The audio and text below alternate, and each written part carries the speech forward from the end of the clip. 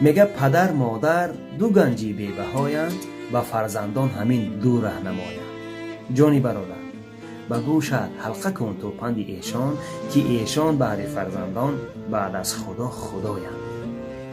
پدر خوب است، مادر نازنین است، برادر میوه روی زمین است.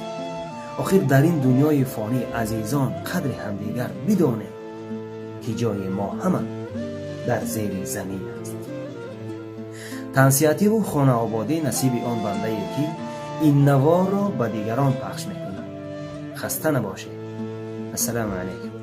الله بیان دارد ولا تنهرهما، یکی پدر و مادر تا خیال دوگانه و جورت نکنی، یکی پدر و مادر تا خیالی رفیقت نکنی، خیالی رئیس و خیالی همسایت نکنی و بالای وی سیاست کنی که الله گفت 70 ساله عبادت داشته باشی همگیش بیکاره میکنه.